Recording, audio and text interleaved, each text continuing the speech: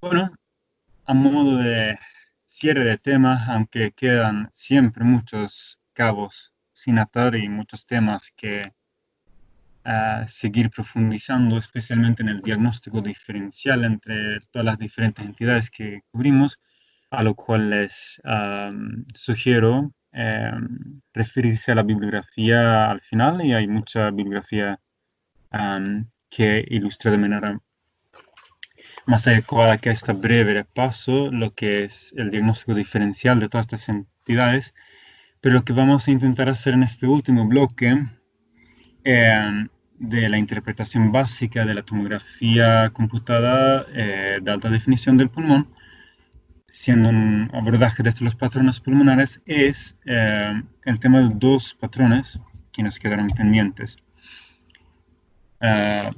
Lo cual sería el patrón nodular y el patrón reticular, si bien nos hemos referido algo a ellos, siendo que el enfoque de esta serie de charlas se basa en la anatomía del lobulillo secundario y cómo podemos entender mejor la imagen a partir de esta comprensión, valga la redundancia.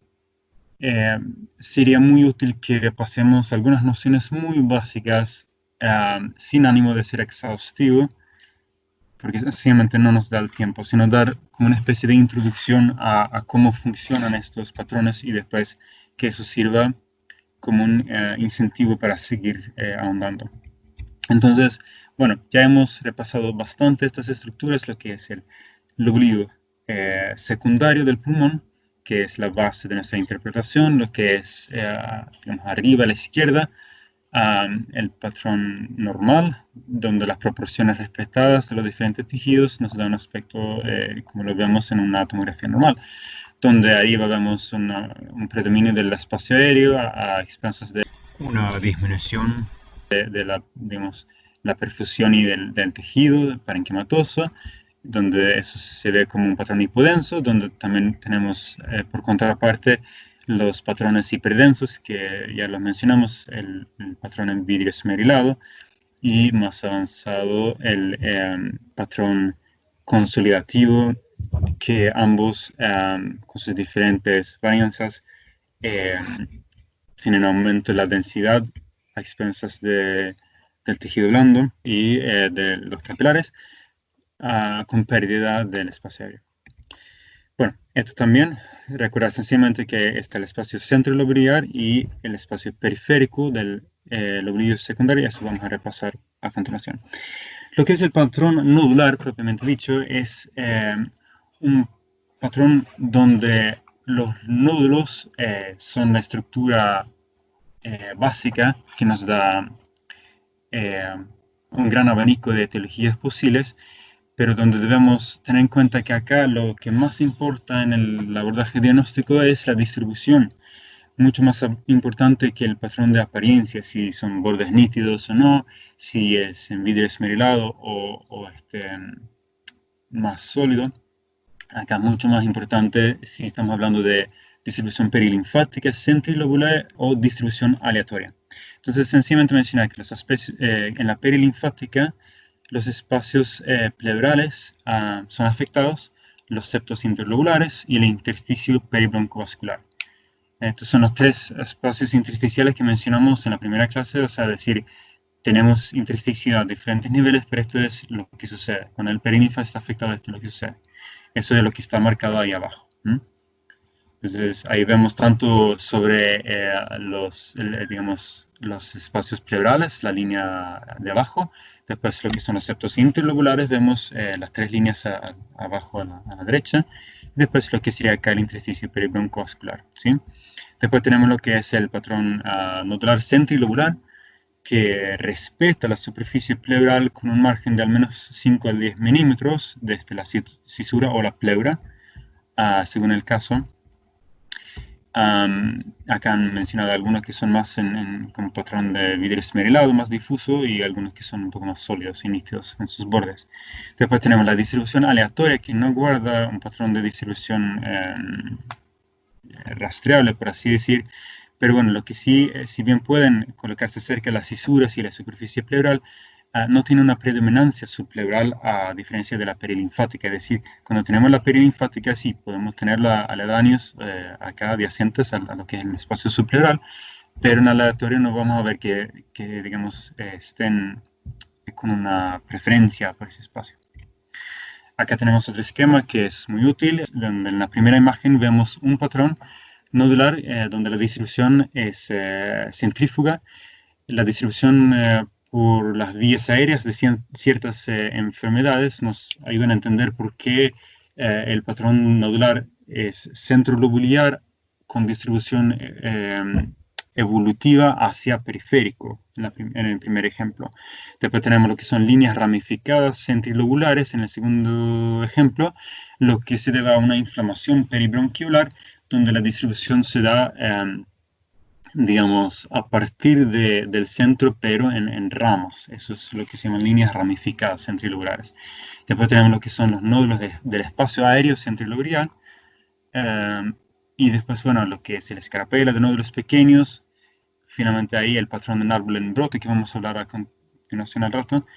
Después la opacificación completa del espacio aéreo del aulillo secundario, que se da en fases evolutivas más avanzadas de dichas entidades. Entonces acá tenemos un ejemplo donde tenemos opacidades múltiples, especialmente acá en el ápice del pulmón derecho. Tienen bordes nítidos de dichos nódulos y una densidad de tejido blando. Y esto se debe, en este caso, por una neumoconiosis de los trabajadores de carbón. Acá también tenemos un patrón nodular, pero en este caso es una densidad en vidrio esmerilado con, digamos, bordes mucho más difusos y con densidad de tejido blando. Y bueno, sí, son nódulos que algunos son de densidad de tejido blando y otros son en vidrio esmerilado. Y esto se debe a una neumonía por micoplasma en este caso. Bueno, entonces, ten en cuenta acá, ¿no? Que en este caso tenemos múltiples nódulos del espacio aéreo. Son en ambos ápices pulmonares, predominantemente en el ápice derecho, como vemos en esta corta axial. Mayormente son de densidad en vidrio esmerilado y se debe a una bronquiolitis infecciosa. Ten en cuenta acá lo que hablamos al principio de que, bueno, acá la distribución es más centrilobular, donde vemos que por ser de distribución aérea, por las vías aéreas, eso es el espacio que primero se compromete. Esto es un algoritmo breve, a causa de tiempo no tenemos el tiempo de ahondar en cada patología, pero bueno, les refiero a las entidades de la bibliografía para ahondar en esto. Sencillamente mencionar que según el patrón de distribución que tenemos, podemos, si es perilinfático, tener entidades como la sarcoidosis, la silicosis y la linfangitis carcinomatosa. Si es aleatoria, como es de entender, las metástasis no guardan un patrón de distribución muy específico, sino que es aleatoria la distribución. También así la infección miliar, como lo es la tuberculosis o la fúngica. La distribución centrilobular se debe, por ejemplo, a la neumonitis por hipersensibilidad, las infecciones variadas, el carcinoma broncoalveolar y la bronquiolitis respiratoria. Todas entidades que tienen distribución por la vía aérea o por el árbol broncoalveolar, y eso da lugar a esa distribución centrilobular que puede obviamente hacerse más periférico con el avance de la enfermedad. Esta entidad del árbol en brote, este es un patrón que es algo irregular, ramificado, hiperdenso, que se suele dar por tres tipos de mecanismos. Uno es la siembra endobronquial en tuberculosis, bronconeumonía de origen bacteriano, o lo que es el Mycoplasma avium. Estas entidades infecciosas pueden dar este patrón en árbol en brote. También, aunque menos frecuente, aspiración o retención mucosa por aspergilosis broncopulmonar o asma también. Bueno, lo que es el patrón reticular son aumento de las líneas hiperdensas del pulmón, ya sea en cantidad o en grosor o ambos. Bueno, entonces tenemos que el engrosamiento de los septos interlobulares se debe a acúmulo de líquido, infiltración celular, enfermedades intersticiales, edema pulmonar intersticial, la carcinomatosis linfangítica o bien fibrosis, donde en la fibrosis tenemos un patrón empanado de oreja, que algo habíamos mencionado en la otra charla. Bueno, esto es importantísimo, donde, bueno, a modo ilustrativo lo señalicé así por colores, donde tenemos acá por número también. Número uno sería el tejido conectivo TC periférico, ¿sí? Y esto señalizado acá en verde abajo, ¿sí? Para relacionar la imagen que ya habíamos usado bastante. Am, el tejido conectivo axial se refiere a, todo el tejido conectivo que está anexo al paquete broncoalveolar. Lo que es el tejido conectivo parenquimatoso, eso sí se debe eh, a las líneas, a los septos intralobulares, a diferencia de las líneas interlobulares, que son lo que es el tejido conectivo periférico. La linfangitis carcinomatosa es un ejemplo de un patrón reticular donde tenemos engrosamiento septal focal o unilateral en 50% de los casos, que suele orientarnos hacia el diagnóstico. También hay en 50% de los casos linfadenopatía iliar y bueno, tenemos en el historial un antecedente de malignidad. Entonces acá tenemos sí, un claro aumento de la densidad de forma reticular y distribución por los septos, ¿no? De manera focal. De esta manera vemos que no es una distribución aleatoria, tampoco es una distribución difusa o globalizada.